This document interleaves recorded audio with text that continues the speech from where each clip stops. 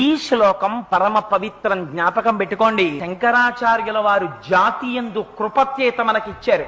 ఆడ మగ పిల్ల పెద్ద ప్రతి వారికి శ్లోకం నోటికి రావాలి, తప్పులు లేకుండా చదవాలి. ఇందులో ఒక గమ్మత్తుంది ఆ శ్లోకంలో. ఆ శ్లోకంలో అక్షరాలు మారాయా వ్యతిరిక్త అర్థాలు వస్తాయి. అందుకని తప్పులు చదవకుండా చక్కగా చదవడం నేర్చుకుని చిన్న చిన్న పిల్లల దగ్గర నుంచి అలవాటు చెయ్యండి.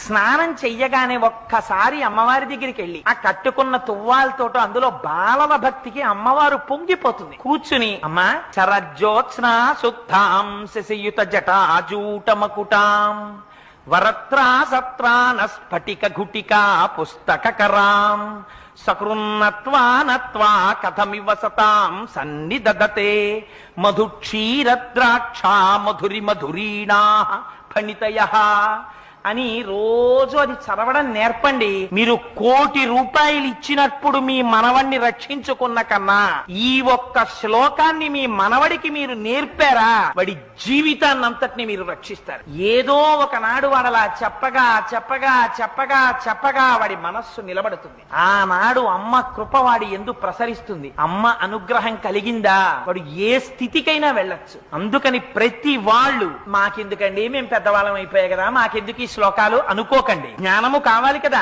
భగవత్ సంబంధమైనటువంటి జ్ఞానము, ఆత్మజ్ఞానము లోపల.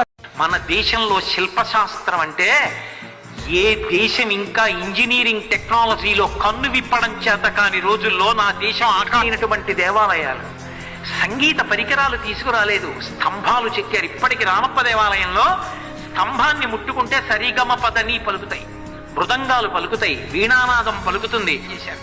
మీరు ఎప్పుడైనా చూశారో లేదో పేరిణీ శివతాండం. అసలు అంతమంది ఆ నృత్యం చేసేటటువంటి వాళ్ళు నిలబడి ఒకప్పుడు కాకతీయులు యుద్ధానికి వెళ్ళేటప్పుడు మోగించేవారు.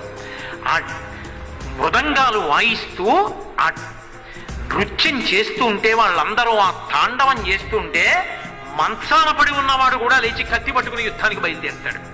వీరరసం ఆవిష్కరింపజేస్తారు.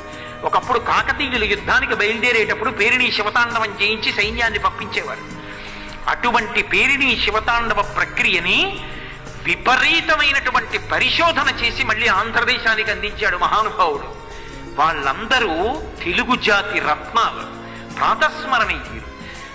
మన యువతరం వాళ్ళ గురించి చదువుకోవాలి, వాళ్ళ గురించి తెలుసుకోవాలి. అటువంటి వాళ్ళని, వాళ్ళ కీర్తి ప్రతిష్టల్ని, వాళ్ళు అనుసరించిన మార్గాల్ని చూడాలి. మళ్ళీ ఆ వారసత్వం, ఆ సంస్కృతి ఆగిపోకుండా అది కొనసాగడానికి కావలసినటువంటి సాధన క్రమశిక్షణతో చెయ్యాలి. లేకపోతే కొన్నాళ్ళకి అవి పుస్తకాలకు పరిమితం మురిసిపోవడం మీది.